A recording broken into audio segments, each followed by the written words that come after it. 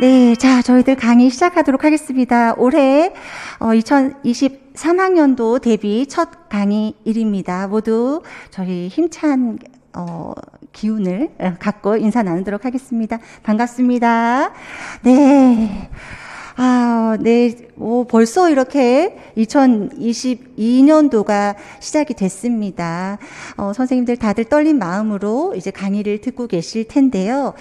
아마도 올해에 시작을 처음 하시는 분들은 또 주변에서 요즘 워낙에 TO가 적다 그러기도 하고 또 공부를 하셨던 분들이 힘든 길이다라고 말을 하셔서 아마 시작부터가 조금 두려움이 있는 길이실 수도 있을 거예요. 그리고 또 기존에 공부를 하셨던 분들의 경우에도 좀 많이 또 힘이 빠져 있으신 상황이실 텐데 저는 그렇습니다. 어떠한 길에 서건 될 수 있는 사람 없는 사람을 나누어 놓았다라고는 절대 생각하지 않아요. 다만 정말 조금 늦을 순 있어도 할 수 없고 될 수 없는 일은 없더라고요. 그러니까 선생님들 시작하시면서 내가 나의 가능성에 대해서 계속 의문을 갖지 마시고 그래 다소 늦어질 수도 있고 또 내가 어떤 하늘의 운과 그리고 나의 노력이 잘 맞닿아서 생각보다 조금 빨리 도착할 수도 있겠지만 그런 것에 너무 자신의 이런 힘 그리고 에너지 이런 것들 뺏기지 마시고 끝까지 스스로를 좀 믿었으면 좋겠습니다. 끝까지 스스로를 믿고 그리고 또 저와 함께 하시고 계시니까 제가 또 많이 도와드릴 테니까 저를 믿어주시면 올 한 해 저희가 좋은 결과가 있을 거예요. 이번에도 1차를 저희 합격하신 선생님들의 2차 준비를 제가 도와드리고 있었는데 선생님들이 다들 자신들이 붙을 거라고 다들 생각을 못했다라고 하시더라고요. 그만큼 스스로들도 계속 의문을 가지면서 1차 기간들을 아마 보냈을 거예요.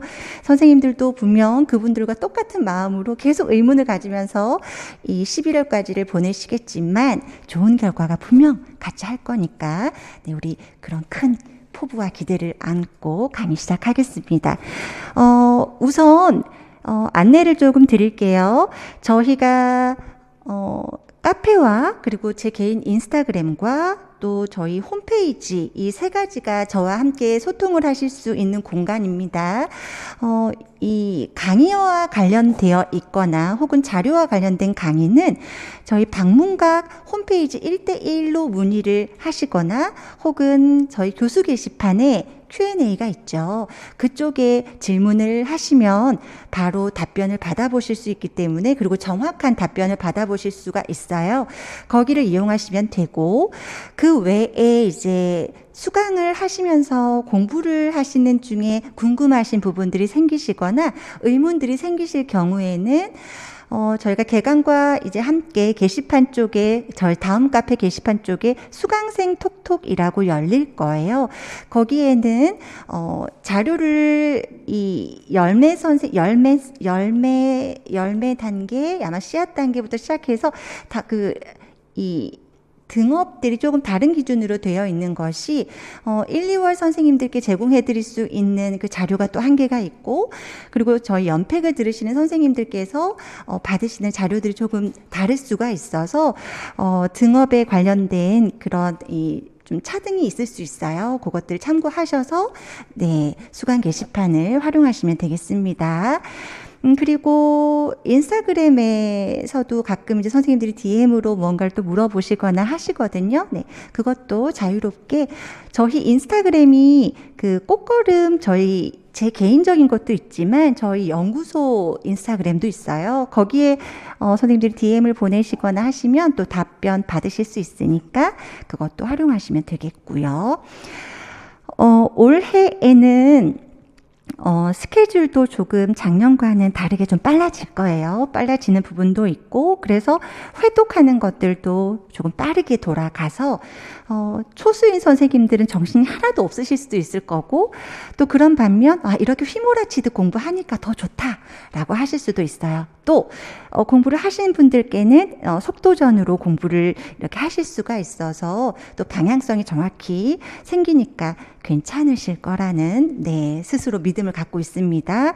그래서 줌을 좀 활용을 할까 합니다. 제가 올해 2차 시험 선생님들 도와드리면서 줌을 활용해서 도와드렸었는데 소통도 좋았고요. 그리고 바로바로 어떤 공부의 방향이나 이런 것들에 대해서 피드백을 해드릴 수 있어서 정말 좋더라고요. 그래서 올해에는 줌으로 월 1회 혹은 기간에 대해서는 조금 협의를 하겠지만 매해 똑같은 주제들은 아닐 거고요. 선생님들 공부하심에 있어서 조금 도움을 받으실 수 있는 것들로 해서 줌으로 인강 선생님들 또 직강 선생님들 이렇게 인원을 한꺼번에 컴퓨터 화면에서 볼 수가 있으니까 또 그것들도 좋더라고요. 그래서 그렇게 해서 한번 활용을 또 해볼 거니까요. 그런 안내에 대해서도 상세하게 드리겠습니다.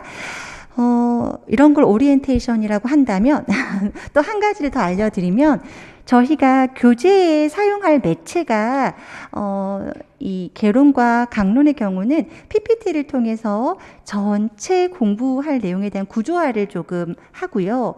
그리고 이 패드로 선생님들께 교재를 띄워드릴 거예요. 그래서 교재를 띄워드리면 이것을 하는 이유가 뭐냐면 처음 공부를 하시는 경우 일 때도 그렇고 인강 수강 선생님들이나 직강 선생님들께서도 공부를 하다 보면 선생님이 어느 파트 어디를 이야기하시는 거지? 그리고 내가 무엇을 필기를 했었어야 했지? 라는 것들을 늘 궁금해하시고 좀 아쉬워하시고 그러시더라고요. 그래서 저희 연구원 선생님께서 직접 그 패드로 공부하는 부분들을 함께 따라가 드릴 거예요. 그러면 조금 더 수월하게 강의를 들으실 수 있으실 거니까 그런 부분들 안내를 드립니다. 그리고 확인학습 문제와 백지 노트가 제공이 됩니다. 그런데 합격을 하신 분들의 경우에 보면 이 확인학습 문제도 그렇고 백지 노트도 그렇고 제가 드리는 것은 정말 잘 활용을 다 잘하셨어요. 그래서 선생님들이 처음에는 적어 내려가는 것이 힘들죠. 전혀 안 되죠. 그러시더라도 적는 것 자체가 좀 힘드시면 입으로라도 우리가 이야기해 보는 걸 구술이라고 합니다. 구술을 제가 너무나 강조를 많이 했었는데 보통 구술로 공부를 하셨던 분들이 효과를 너무 많이 보셨어요. 그래서 백지노트 꺼내 놓으시고 적는 거 힘들면 그걸로 그 카테고리 그리고 그 목차 따라가면서 그 첫 주제어들만 핵심어들만 보시면서 계속 말로 내뱉어 보는 거 그런 것들 연습이 좀 이루어지셨으면 좋겠고 지금 1차로 우리가 1차 시험을 대비하는 공부를 하고 있지만 이 공부들이 그냥 사실 1차 공부로만 끝나는 것은 아니더라고요. 이번에 저희가 2차 공부를 도와드리면서 확실하게 본 건 1차 공부 때 이론을 얼마나 체계적으로 잘 정리를 해두시고 정비해 두셨느냐에 따라서 2차 시험도 수월하게 준비가 되는 것 같아요. 그래서 저희가 모의고사나 이런 지금 또 현재 이제 진행이 될 작년의 논술 파트, 작년 논술 강의이긴 하지만 크게 시대에 뒤떨어지거나 뭐 그러진 않을 거예요. 그래서 그 논술들도 조금 자료들도 좀 잘 보시고 봐두시면 2차 공부에도 함께 다 도움이 될 자료들이니까 쓸모없는 자료들은 없어요. 그래서 열심히 따라오시면서 자료들 잘 정리하고 모아두시길 당부드립니다. 그리고 마지막으로 이제 교재에 관련된 부분입니다. 교재는 저희가 나중에 걸음이 교재를 받아보시면 아시겠지만 디자인이 참 많이 들어가 있는 책이에요. 그래서 기존에 있던 것들하고 아주 막 틀이 다른 것 같진 않은데 왜 디자인 시간이 걸릴까가 아니라 이게 저희가 또 추가로 내용들이 좀 꽤 또 들어가고 바뀌는 부분들이 있다 보니까 이 디자인 하시는 분들께서 시간이 꽤 걸리시는 것 같더라고요. 그렇다고 저처럼 늘 밤을 새니까 그분들께도 밤을 새달라고 할 수는 없더라고요. 그쵸? 그래서 그분들께서 편안하게 어쨌든 충실하게 저희 교재를 지금 잘 만들어 주시고 계시니까 1월 3주차쯤 이제 사상사가 끝나고 3주차 놀이가 시작될 쯤에는 선생님들이 이제 교재를 받아보실 수 있을 것이고, 교재 관련된 이벤트도 또 제공이 될 예정이에요. 그래서 이벤트에 참여하셔서 네, 그런 또 교재 관련된 네, 혜택들도 받아보시길 당부드립니다. 네, 이제 강의를 시작하도록 할게요. 네, 저희가 발달 심리가 챕터 1으로 들어가고요. 1주차 오늘 5시까지 강의를 진행하면 이 발달 심리가 마무리가 될 거예요. 그래서 전체적으로 어떤 것들을 공부하게 되는지를 교재를 따라가세요. 제가 PPT로 화면을 펼치면 선생님들께서 목차 따라가시면서 아, 이런 것들이 있구나 하면서 전체를 한 바퀴 볼 겁니다. 우선 보시다시피 저희가 지금 하나, 둘, 셋, 넷, 다섯, 여섯, 일곱, 여덟, 9가지인가요? 네, 9가지의 큰 섹션이 교재에 실려져 있는 거고요. 발달의 기초와 그리고 발달의 기초라고 하는 파트는 정말 우리가 유아들의 발달의 어떤 특징적인 부분들, 그러한 것들을 다루는 것이고, 그 다음부터는 저희가 심리학적으로 이제 발달에 대해서 어떻게 체계적으로 정리한 이론들이 있을까, 그러한 부분들을 다룬 것이 성숙주의 이론과 행동주의, 그리고 정신분석, 인지발달 이론, 또 동물행동학적, 지능이론, 생태학적 체계이론, 인본주의 학습 이론이라고 해서 물론 더 많은 방대한 내용들이 있어요. 그럼에도 불구하고 저희가 유아교육에서 다룰 수 있는 파트, 그리고 임용고시에서 주로 저희가 공부해 두어야 할 파트가 이 정도가 된다라고 생각하시면 되겠습니다. 그래서 발달의 기초에서 저희가 아마 교재를 따라가시다 보면 요 용어들이 보이실 거예요. 발달과는 관련된 개념들이요, 이렇게 큰 발달이라는 아이가 있고 그 발달이라는 큰 개념 안에 성장, 성숙, 학습이라는 관련된 용어들이 함께 들어갑니다. 약간씩 의미가 달라요. 그렇기 때문에 무엇을 묻느냐에 따라서 성장, 성숙, 학습이라는 답을 달리 다셔야 됩니다. 그리고 원리라고 해서 기본적으로 우리가 인간의 발달에 있어서 인간은 발달을 할 때 이런 원리를 가지고 발달이 진행이 되더라 라고 해서 여기서 상호작용부터 불가역성이라고 하는 요까지가 우리가 발달의 원리로서 배우시게 될 거예요. 그런데 이 아래쪽에 누적성, 기초성, 적기성, 불가역성이라는 말은 특히 유아기 발달이 얼마나 중요한지에 대해서 밝혀놓은 용어들이에요. 그래서 이 아이들은 좀 더 선생님들께서 왜냐하면 유아기 발달이 중요하다라는 부분들을 다루다 보니까 어떤 면에서는 비슷하게도 보이고 그래서 잘 개념이 정리가 안 되시는 경우가 있어요. 어떤 차이를 두고 이런 용어들로 설명하게 되는지를 배우시게 될 겁니다. 보시면 둘 다가 기출이 된 파트라고 나오죠. 그렇기 때문에 개념들에 대한 부분들, 그리고 원리에 대한 부분들은 어떻게 해야 된다? 명확하게 우리가 암기가 되어야겠더라 라는 부분입니다. 자, 지금 보여드리는 부분은요, 발달에 있어서 그러면 우리가 알고 있는 이 발달의 적절한 교육을 해야 하는데, 이 발달에 적절한 교육이라는 게 어떻게 하라는 걸까? 라고 하는 것을 3가지로 설명해 놓은 것을 저희가 DAP라고 하는 거예요.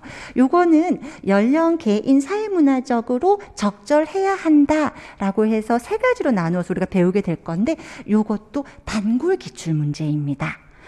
그리고 학설이라는 건 발달을 어디에 중점을 두고서 보느냐, 무엇과 연관되었다고 보느냐에 따라서 유전과 환경 중에서 어떤 것과 더 연관되는 걸까? 그리고 발달이라는 건 그냥 계속 속 무언가가 이루어지는 걸까? 아니면 그 단계마다 굉장히 사실은 다른 변화들을 겪는 거야 라는 것들을 관점을 두고서 연속적이냐 혹은 불연속적이냐에 따라서 저희가 발달을 설명하기도 합니다. 가볍게 보시면 돼요. 그래서 여기도 보시면 요 두 가지에서 우선 유전과 환경에 관련된 건 사실 교육학에서는 저희가 좀 다루는 부분인데 출제된 부분 아주 단골 출제는 아니고요. 연속성과 불연속성의 차이를 선생님들께서 좀 아셔야 돼요. 그래서 이런 부분들이 기출이 된 적이 있었다.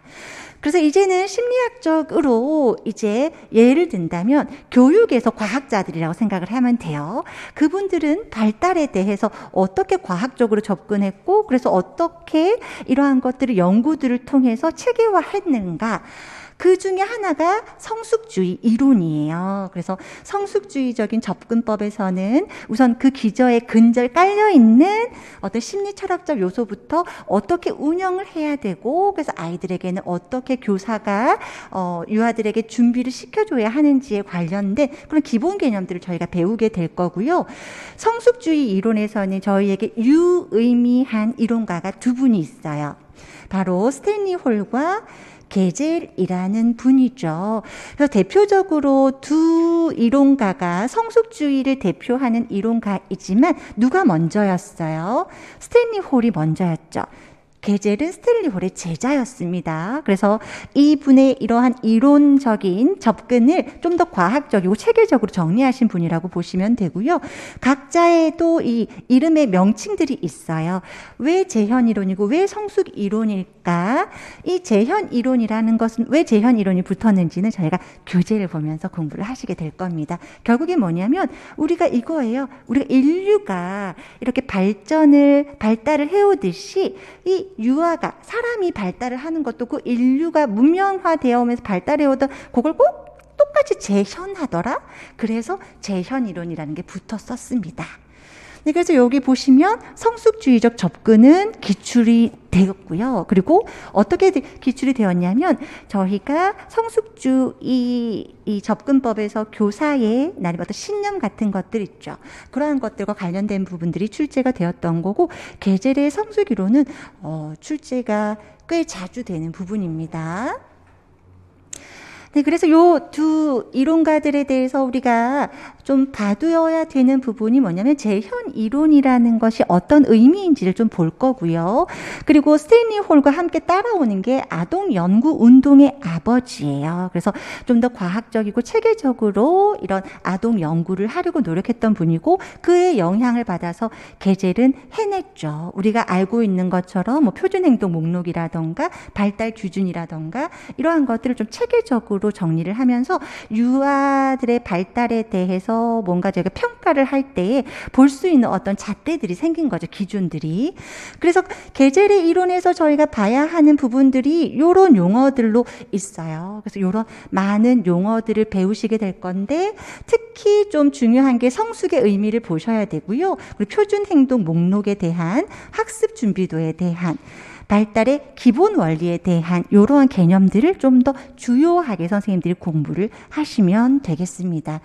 네, 그래서 이제 행동주의 이론으로 넘어가 보면 행동주의 이론이라는 건 지금 좀 전에 성숙주의 이론에서는 뭘 중요시 여긴 거냐면 타고나는 걸 중요시 여겼어요. 사람 안에 있는 어떤 유전적인 힘을 굉장히 중요하게 생각했다면 행동주의 이론은 저희가 다른 말로는 학습 이론이다라고 부르는 게 뭐냐면 학습되는 거라고 보는 거예요. 무엇을 통해서?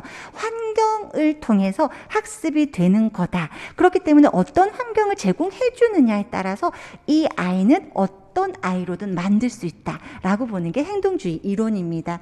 그래서 행동주의 이론에서 똑같이 성숙주의 이론에서 보았던 기본적인 개념을 보시게 될 거고요. 행동주의 이론에서는 저희가 유의미하게 볼 수 있는 교육학 에서도 굉장히 문제가 기출이 잘 되는 게 요 파블로프, 왓슨, 손다이크, 스키너, 반두라예요.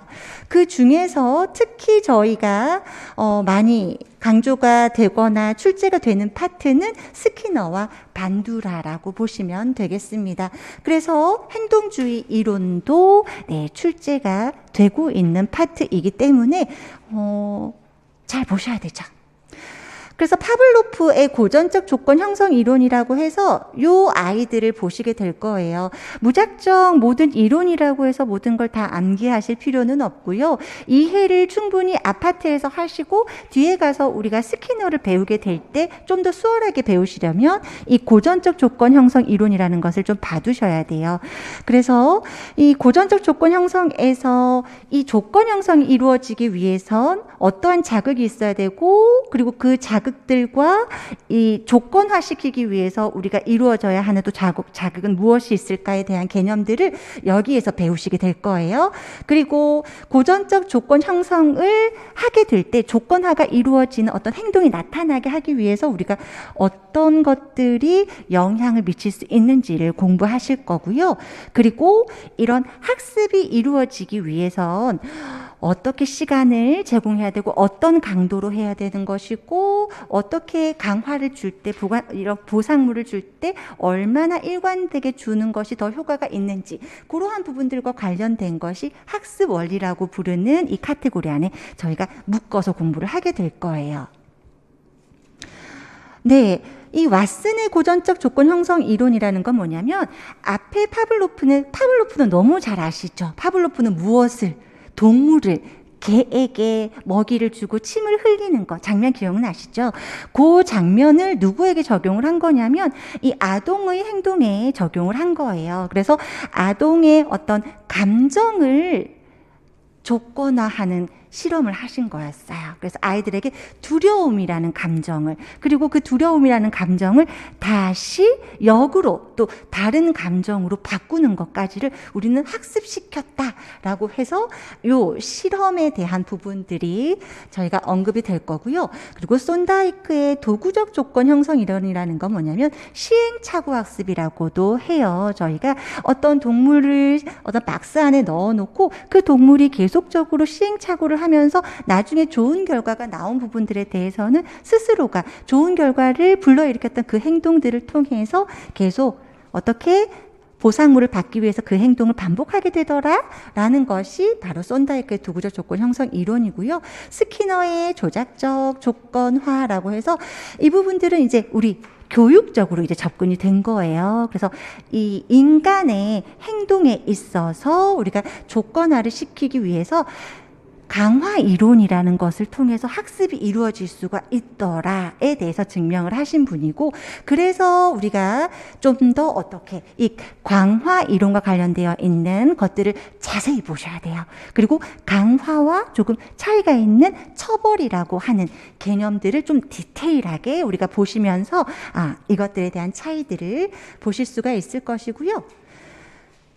네, 이런 강화의 원리를 활용해서 우리 학생들의 문제 행동들, 아동들의 문제 행동들을 수정해 나갈 수 있다라고 봤어요. 그래서 강화를 어떤 식으로 줄 수 있을지, 그래서 그것들과 관련된 것들이 이런 저희가 행동 수정 기법이라는 걸로 해서 용어들을 배우시고 그 용어들이 가지고 있는 의미적인 것들을 공부하시게 될 거예요.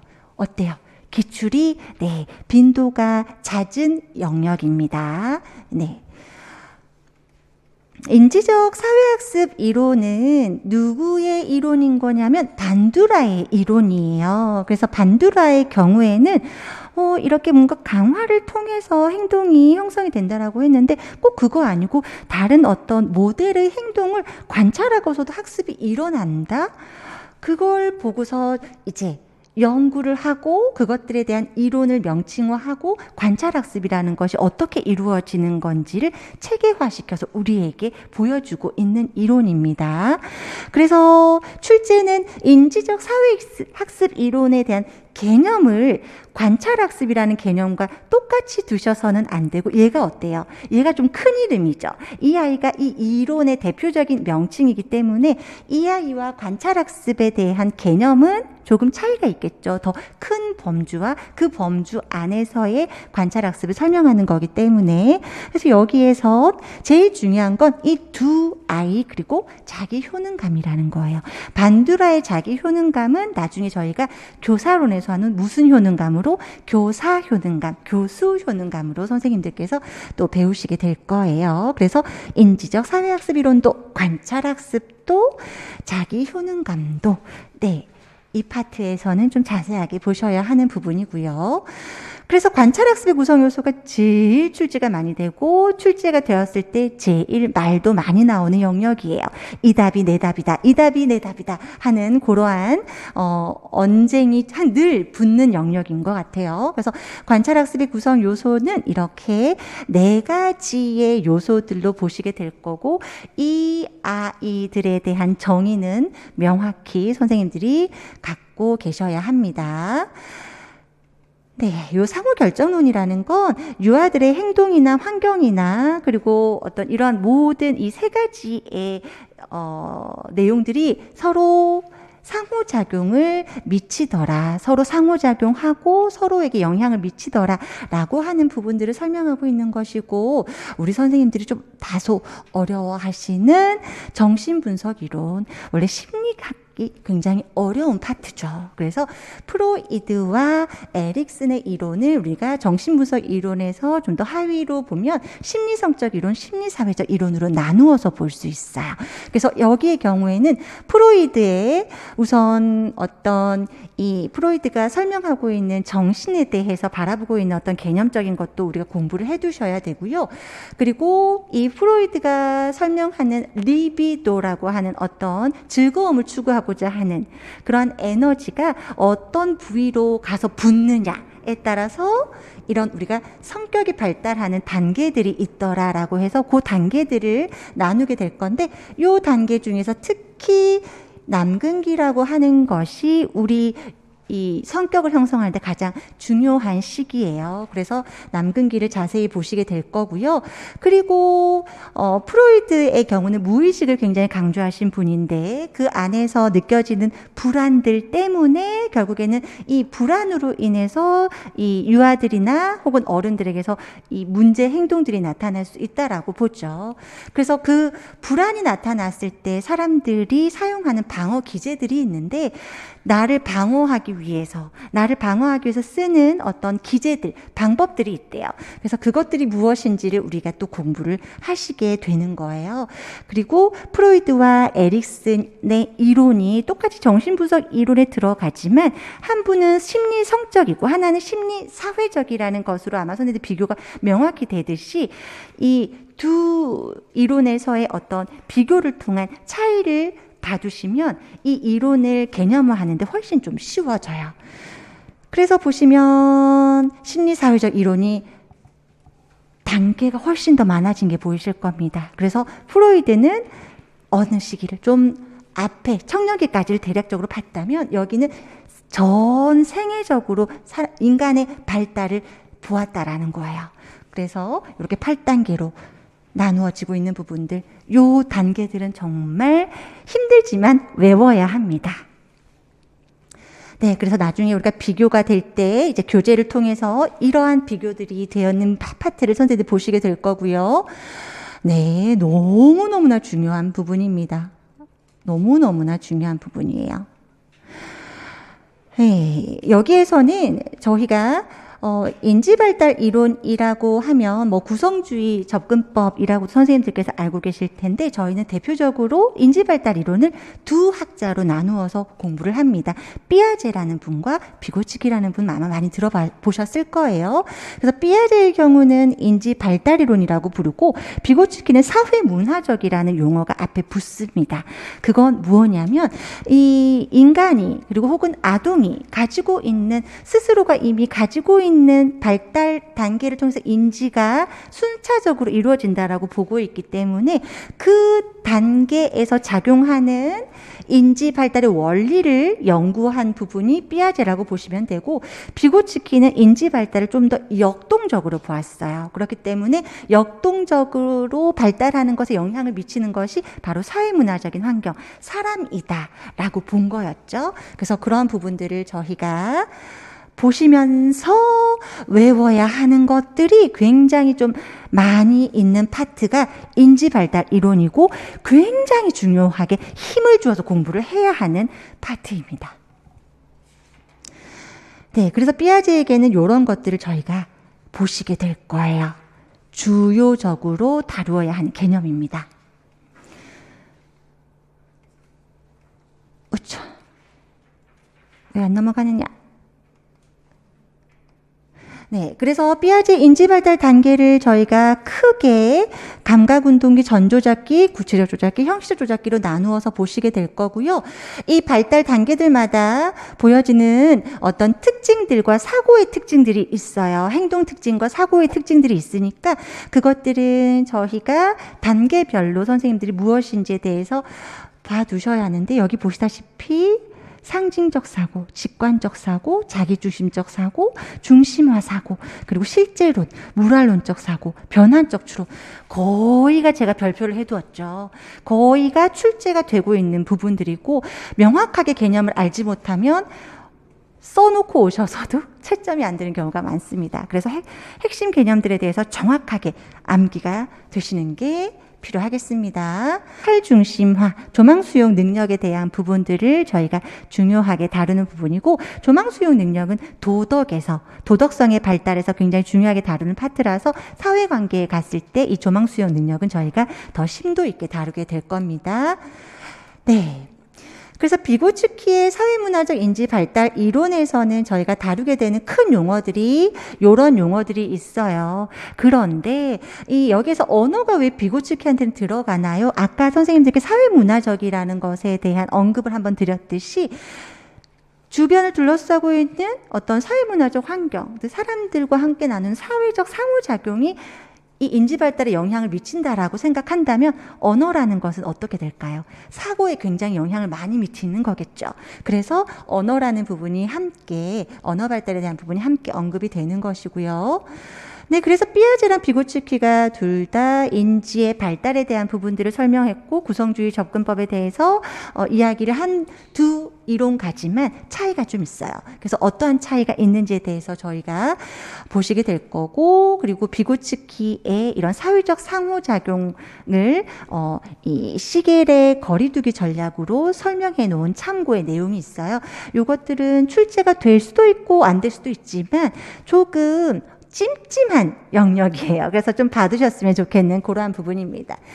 네, 그래서 정보처리 이론은 한 번도 출제가 되지 않았습니다. 그렇죠? 한 번도 출제가 되지 않았지만 교육학에서는 사실 굉장히 중요하게 다루는 이론이죠. 그렇고 선생님들이 그래서 안 나오는데 됐다 용어들은 어렵고 그래서 공부하기 진짜 짜증내하는 영역이에요. 그런데 우리가 쉽게 볼 것들만 치고 갈 거예요. 그래서 크게 힘을 많이 주지는 않을 거고요. 그 동물행동학적 이론은 그러니까 동물들의 행동을 통해서 우리가 인간의 어떤 이런 부모와 그리고 자녀가 갖고 있는 어떤 애착 관계라던가 혹은 또 동물들을 통해서 갖게 되는 그 애착이 결정되는 그 시기를 통해서 이런 사람에게도 이러한 부분들을 적용해서 설명할 수 있는 이론이에요. 그래서 동물 행동학 이론을 함께 보시게 될 거고, 네, 요렇게 많지만 출제된 건 가드너밖에 없다는 거죠. 지능에서 사실 그렇지만 이런 커텔이나 스턴버그 지능 이론은 교육학에서는 굉장히 중요하게 다루어지는 지능 이론이에요. 그런데 저희의 경우에는 저희 유치원 교육 과정에 영향을 미친 이론가가 바로 가드너의 다중지능 이론이에요. 뭐 때문에 그래요? 다중지능 이론은 게 뭐예요? 하나의 어떤 지능을 강조하는 것이 아니라 골고루 다차원적으로 통합적으로 발달시킬 수 있는 지능의 관점으로 우리가 본 거기 때문에 굉장히 중요하죠. 유아교육적 관점에서는. 그래서 가드너에 대한 파트를 저희가 이렇게 공부를 하시게 될 거예요. 그래서 특히 요 지능 이론에서 다중지능 이론을 다룰 때는 요 특징들을 요렇게 있어요가 아니라 이거는 뭐예요가 명확하게 개념 정립이 되어 있으셔야 답안으로 쓰시고 나올 수 있는 파트예요. 그리고 요거는 기출이 된 적이 있습니다. 네, 그래서 다중지능 이론이 이렇게 우리가, 김연아 같은 우리 그런 선수들은 신체운동 지능이 좋겠고, 그리고 또 어떤 아트를 하는 그림을 그리는 사람들은 이런 공간 지능이 좋겠고, 라고 하는 우리가 지능별로 강점이라고 해요. 굉장히 강한 강점을 가지고 있는 어떤 지능적인 영역들이 이렇게 요형들이 있는데, 요것도 이해가 충분히 되어 있어야 지문에 나왔을 때 어떤 유아의 이름을 붙여놓고 이 유아에게서 강점인 지능 영역은 무엇인지 쓰세요라고 할 때 답을 쓰실 수가 있겠죠. 출제가 되었었습니다. 그리고 보시면 프로그램의 특징이라고 나오지만 그래서 그런 지능을 바라보는 관점이기 때문에 교수학습은 어떻게 해야 하는지 교수학습을 어떻게 해야 될까요? 약점 영역 때문에 무언가를 도전하고 싶어 하지 않는 아이에게 강점 영역을 연결해서 보완해서 우리가 아이들을 지도할 수 있는 그러한 것들이 함께 다루어지겠죠. 그리고 프로젝트 스펙트럼이라고 해서 지금 이 다중지능 프로그램을 잘 적용할 수 있는 그러한 프로그램에 대한 것들을 보시게 될 것입니다. 그리고 유아를 둘러싸고 있는 어떤 생태학적인 환경적인 것들을 중요시 발달에 다루었던 그런 이론가가 브론펜브레너고 그 이론의 명칭이 생태학적 체계 이론이에요. 그래서 유아를 아주 가까이에서 둘러싸고 있고 직접적으로 서로 상호작용할 때 미시체계라고 해서 그 체계들이 점점 좀 커진다라고 보시면 돼요. 그래서 동심원적으로 우리가 이렇게 아마 그림으로 그려져 있는 거 대학에서 많이 보셨죠? 그것들 자세하게 한번 보실 거고 요거 또 출제가 많이 되지만 요거 또 출제될 때마다 한 번씩 선생님들께 서로 이 답이 내 답이다. 이 답이 내 답이다. 라고 하는 부분들이 꼭 말이 나오는 파트예요. 그리고 이제 마지막으로 인간에 대해서 제대로 좀 들여다보려고 했던 그러한 인본주의 학습 이론입니다. 매슬로우 사실 욕구위기 이론은 우리가 너무 많이 선생님들이 이것은 뭐냐? 그 심리학적으로도 광고주들이 굉장히 연구를 열심히 하는 그런 욕구위기 이론이죠. 그래서 이런 것들은 저희가 기본적으로 인간으로서 그냥 좀 잘 알아두시면 돼요. 우리 인간의 심리, 욕구를 좀 보시고자. 그리고 이 로저스의 인간주의 상담 이론은 굉장히 저희가 자세하게 조금 이해를 해야만 이 상담에 대한 태도들을 이렇게 하라는 이유가 이 로저스가 사람을 바라보는 입장, 관점이 이러하기 때문에 그런 상담자와 내담자의 관계를 중요시 여기는구나에 대한 부분을 아실 수 있을 거예요. 그래서 여기서 출제됐던 부분들은 상담자의 태도였습니다.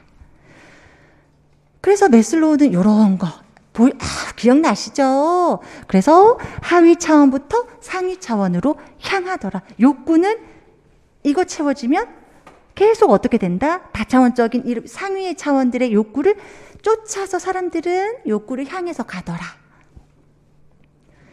그래서 초기에는 이런 5단계로 나누었었는데 이후에 요 자아실현 욕구에 2가지가 첨가가 돼서 7단계로 저희가 설명이 됩니다.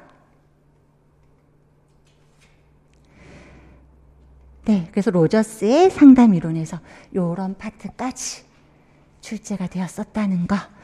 네, 그래서 이렇게 원래는 저희가 이렇게 전체로 볼 것이냐 아니면 선생님들과 계속 한 파트 보고 이렇게 볼 것이냐를 했다가 오늘 한번 전체를 한번 이런 공부할 거예요 하고 훅 보고 그리고 나서 공부를 하나씩 뜯어보면 내가 뭘 봐야 될지 그리고 뭘 중요하게 다루어야 할지를 아마 아시게 될 겁니다. 그럼 잠시 쉬는 시간 갖고요. 이제 본 공부로 들어가도록 하겠습니다.